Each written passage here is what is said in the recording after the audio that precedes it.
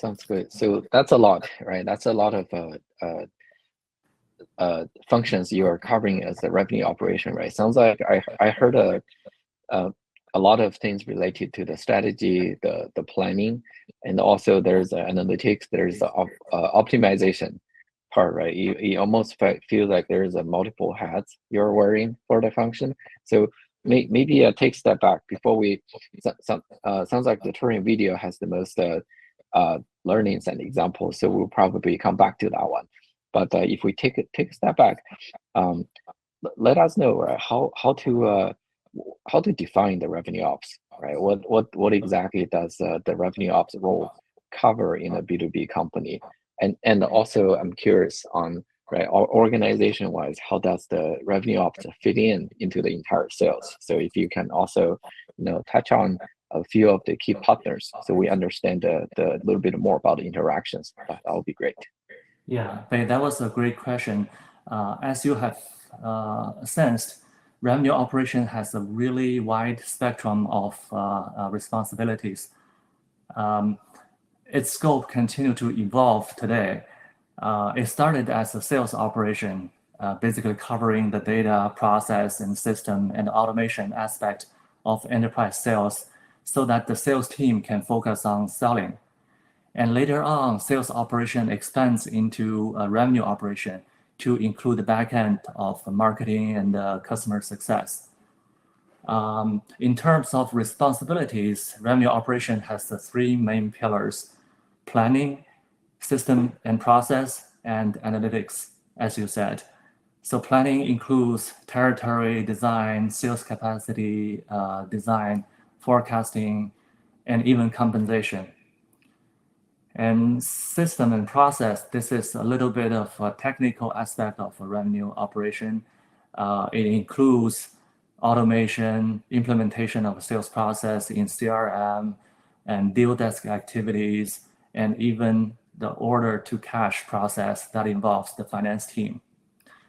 Analytics team is also very broad. That could include the win-loss analysis, the channel attribution, and sometimes revenue operation also take over the tasks to run quarterly business review with customers and with internal teams.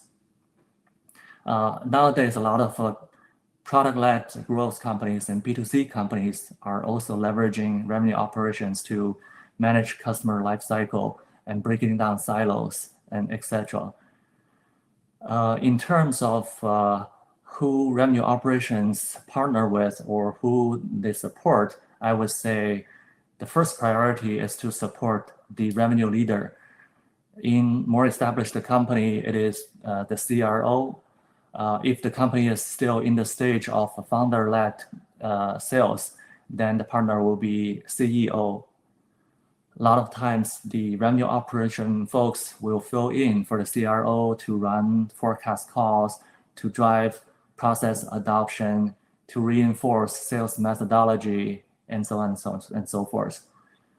Revenue operation also directly support the go-to-market teams that includes sales, marketing, and customer success. For example, if we were to work with the marketing team, we may work together to define a lead routing process. We may set up a email automation system, and so on and so forth. We also work closely with the finance team. And in addition to these 2 points, I think for B2B startups, revenue operation also takes on additional responsibilities beyond its traditional scope, which is facilitating cross-functional collaboration. Because we're the ones working with the sales, we're the ones equipped with most firsthand information about the customer, about the market. So we're in a unique position to facilitate the collaboration of all internal stakeholders. Got it. Well, that's a lot to take on. So I would like to double click on a few things on there, right? First of all, a clarification. When you mentioned CRO is the Chief Revenue Officer, just want to make sure, right? That's a typical B2B function. Is that accurate? Yes, that's the Chief Revenue Officer. In terms of organization, sometimes some companies have revenue operation reporting directly into the CRO, and other companies have a revenue operation under the centralized operation function. So there's a different design in organization structure. Got it. So the reason I'm asking is because in other orgs, the CRO stands for Chief Risk Officer in the financial. So it's good to it's good to level set. The other question is, right, it sounds like in the sales function, right, sales and revenue ops basically acts a lot of the catalyst, right, the super connector across the team, whereas there is a marketing, the go-to-market team that's handle the marketing function, as you said. So when you mentioned you had a team up to 12 folks. So when you hire, are they all called a revenue operation, or are they called a strategy or analyst, because, right, multiple functions your team was covering at the time? Yeah, that's a great question. So in the 12 people, I basically have them in three buckets according to those three pillars of a revenue operation.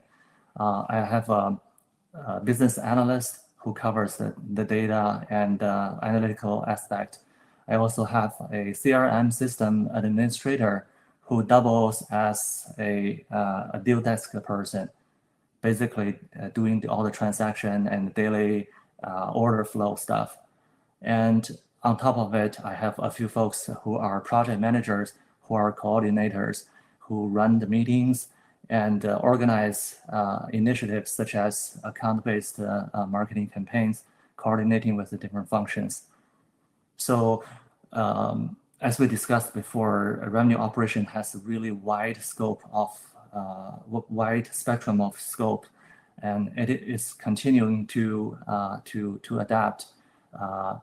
And also, if we're in a B2B startup that doesn't have a centralized operation function, we sometimes take over the responsibility as the company's operation team. So there's a lot of ad hoc tasks as well.